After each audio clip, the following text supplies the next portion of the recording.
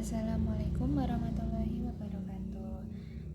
Sebelumnya perkenalkan, nama saya Nurjana, NIM 8600008527. Saya dari program studi PGSD dari UPP Gizi Semarang. Nah, kali ini saya akan melakukan praktikum yang berjudul ekosistem darat. Sebelum saya akan terjun ke lapangan, saya akan menjelaskan sedikit apa itu tentang ekosistem.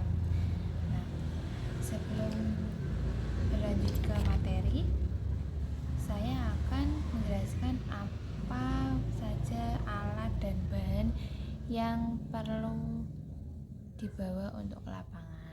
Pertama ada alat tulis, lalu yang kedua ada tabel pengamatan, terus yang ketiga ada barometer. Barometer nanti bisa menggunakan HP 1 ya. Nah, itu saja. Yang terakhir ada lingkungan alam. Nah, langsung saja di sini saya akan menjelaskan apa yang dimaksud dengan ekosistem. Nah, ekosistem merupakan suatu sistem yang terbentuk adanya hubungan timbal balik antara makhluk hidup dengan lingkungan hidup. Di antara keduanya tidak dapat dipisahkan. Nah, ekosistem ini terdiri dari dua komponen. Nah, dua komponen ini apa saja? Yang pertama ada komponen biotik dan yang kedua ada komponen abiotik. Nah, komponen abiotik ini terdiri berupa tumbuhan atau yang biasanya disebut dengan produsen. Lalu ada hewan. Hewan ini biasanya disebut dengan konsumen.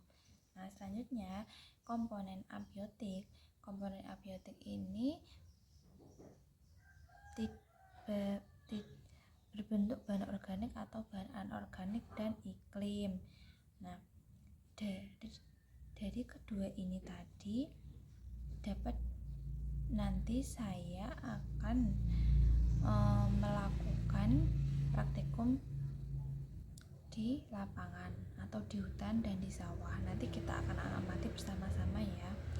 Nah, dia dari cara bentuknya, ekosistem ini ada dua, ekosistem alami dan ekosistem buatan. Ekosistem alami, apa itu yang dinamakan ekosistem alami? Ekosistem alami yaitu ekosistem yang sudah ada sejak dahulu atau tidak dibuat oleh manusia atau sudah ada secara alami.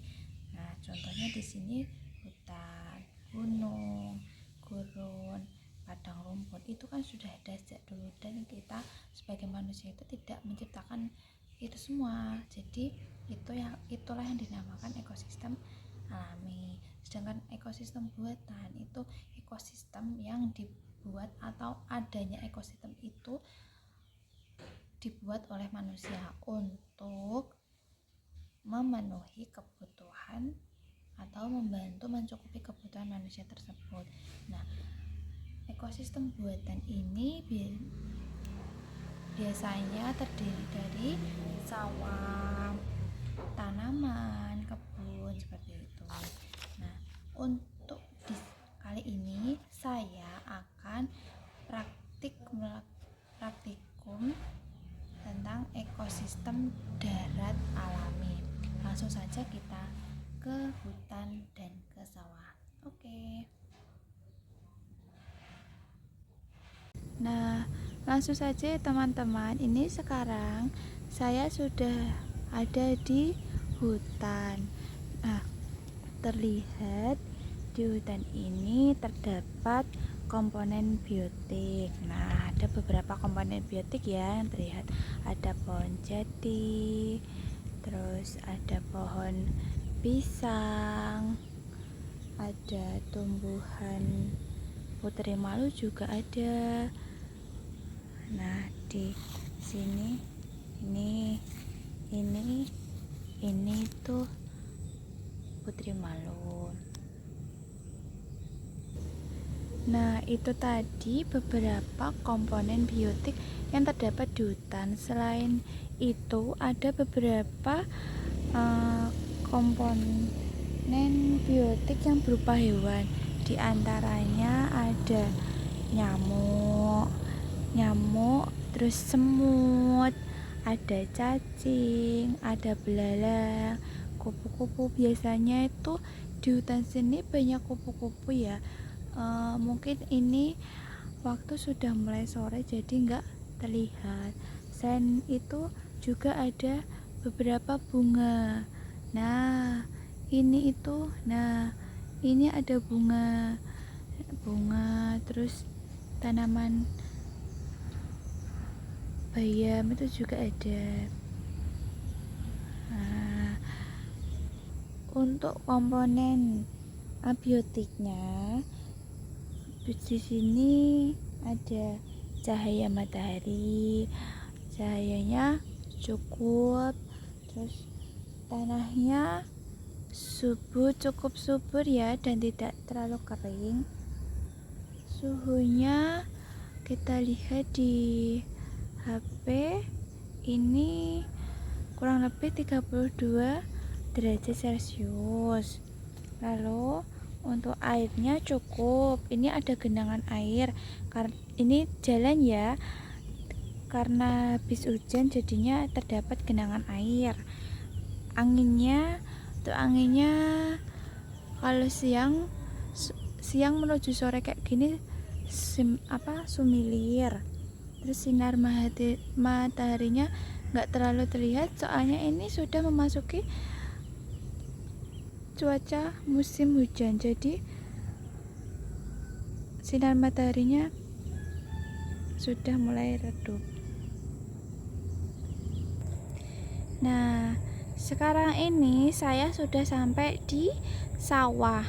Nah, selanjutnya saya akan menjelaskan tentang praktikum ekosistem darat buatan. Nah, sawah ini kan termasuk ekosistem buatan karena dibuat oleh tangan manusia untuk memenuhi kebutuhan manusia. Nah, diantaranya misalkan seperti ini contohnya, sawah bisa ditanami jagung. Jagung ini bisa untuk membantu manusia untuk memenuhi kebutuhan mereka. Misalnya jagung ini kalau sudah mulai dewasa, sudah mulai tumbuh dan ada biji sudah berbuah tanamannya, jagungnya itu bisa dipetik. Setelah dipetik bisa digunakan untuk memenuhi kebutuhan mereka, misalkan dimasak. Selain dimasak bisa dijual seperti itu. Nah, komponen selanjutnya kita bahas itu ya, komponen biotik yang terdapat di sawah. Ada apa saja di sawah itu? Nah, komponen biotik di sawah ini sudah terlihat di depan kita. Ada tanaman jagung. Selain tanaman jagung, ada pohon tebu. Nah, itu di bawah ada tanaman tebu ya, teman-teman. Nah, ini tanaman tebunya itu masih kecil, jadi nggak terlihat, belum besar.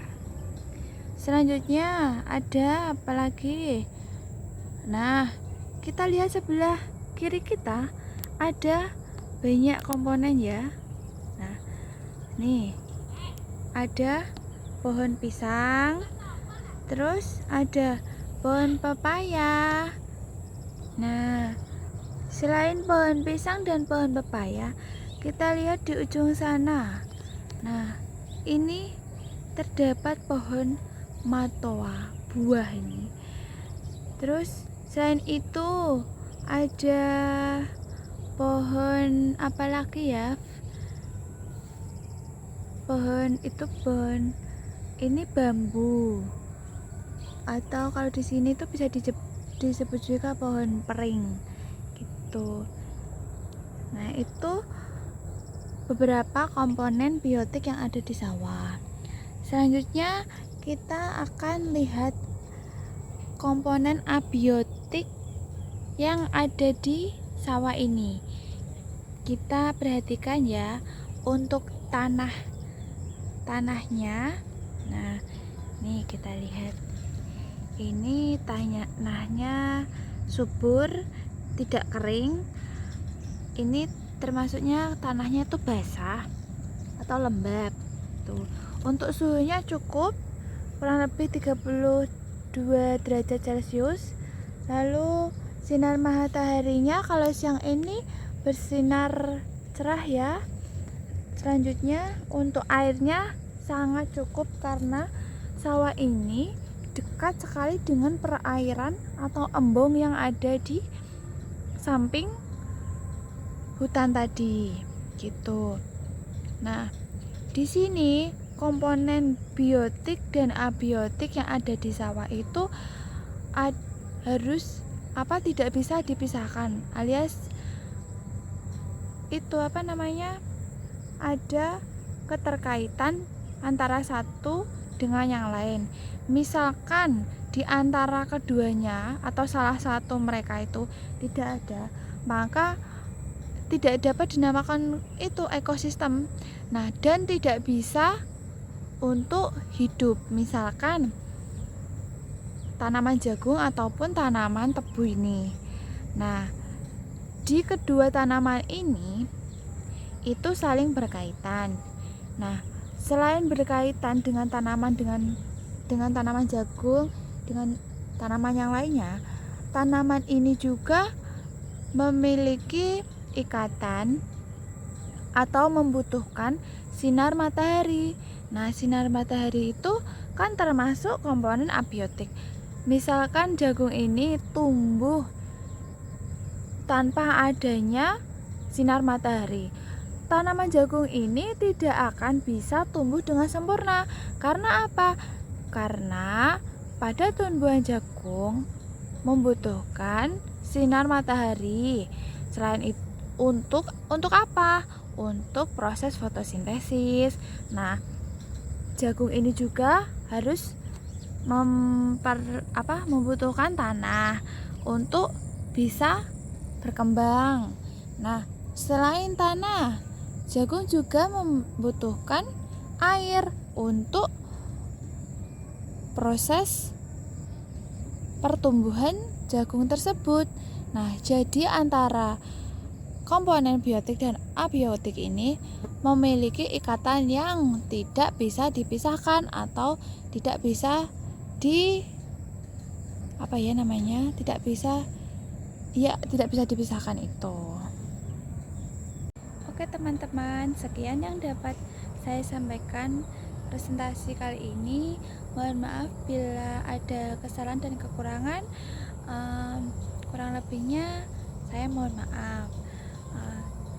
Sekian dari saya. Wassalamualaikum warahmatullahi wabarakatuh. Dadah. Terima kasih. Selamat menyaksikan.